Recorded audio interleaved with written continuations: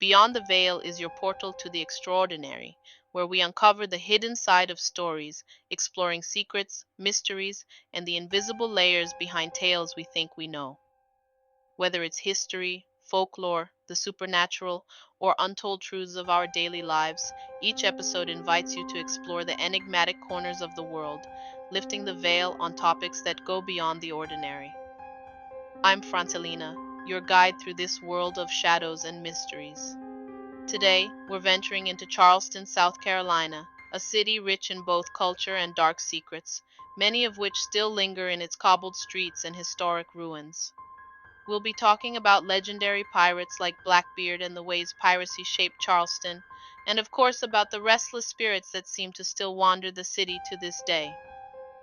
Turn up the volume, take a deep breath, and join me on this fascinating journey through time. Charleston in the 18th century was a thriving place, filled with wealth but also surrounded by the dangers of the sea. With its cobblestone streets and elegant mansions, the city was a destination for wealthy merchants and an elite who lived off the port trade. But there was another class of visitors, far less welcome: pirates. These pirates were feared figures, and their goals were clear: to raid the ships passing through Charleston, fill their own coffers, and defy any form of authority. Among them, one name echoed along the coast: Blackbeard. Blackbeard, whose real name was Edward Teach, was an imposing and terrifying figure. Many described him as a fierce-looking man, with a long black beard that he often set alight to frighten his enemies.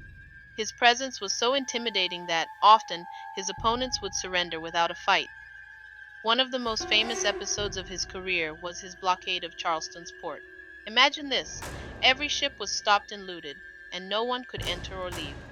Blackbeard even took hostages, and instead of demanding gold, he asked for medicine, which was highly valuable at the time. He knew that without medicine, people would become desperate. This type of tactic shows just how strategic and terrifying he truly was. After several days of terror, Charleston's authorities finally complied and delivered the medicine. Blackbeard released his hostages, but his name left a scar on the city, a name it would never forget. But Blackbeard wasn't the only pirate to terrorize the coast. Another significant name was Stede Bonnet, known as the Gentleman Pirate. Bonnet was an unusual pirate. He was a nobleman who, instead of following the traditional aristocratic path, chose piracy. It's said that he abandoned a comfortable life to set sail, though he was never as skilled as Blackbeard. Stede Bonnet and Blackbeard crossed paths numerous times, even collaborating on a few raids.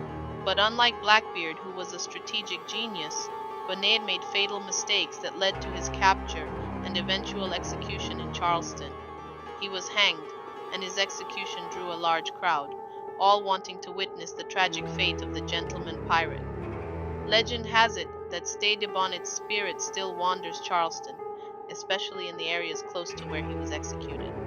People report seeing a shadowy figure dressed in old-fashioned clothing walking along the beach at night as if searching for something lost. Or perhaps he's seeking redemption for his mistakes. And it's not just pirate ghosts that haunt Charleston. The Old Exchange and Provost Dungeon, for instance, are known as some of the most haunted places in the city. During the colonial period, this building served as a center of commerce, but also housed an underground prison where pirates and other criminals were kept in horrific conditions. Today, the Old Exchange is a tourist site, but many visitors claim to feel an unexplained chill as they descend into the dungeons. Some say they hear footsteps and whispers, while others feel invisible touches. Could it be the spirit of a pirate still trying to escape his grim fate? Another place locals say is haunted is Battery Park. Charleston was the site of several battles, and this park witnessed the blood of many soldiers and pirates. Today, nighttime walkers report seeing strange figures and hearing unexplainable sounds, like clashing swords and shuffling footsteps. Some say these are echoes of the old duels and fights that marked the area. Some locals and historians believe that the souls of these pirates remain trapped in Charleston. There are numerous reports from residents who say they've seen apparitions in the city's oldest areas. A local legend tells of a tall man in a three-cornered hat and dark cloak seen by the sea on stormy nights. Many say this is Blackbeard's spirit, watching the ocean, perhaps waiting for his lost crew or ship. Another intriguing case involves an old tavern that for centuries has been a gathering place for those who love to hear pirate stories. Some say that chairs move on their own, and it's common for objects to disappear and reappear in odd places. Could this be the mischievous spirit of a playful ghost? Charleston is a city filled with dark secrets and tales of courage, despair, and mystery.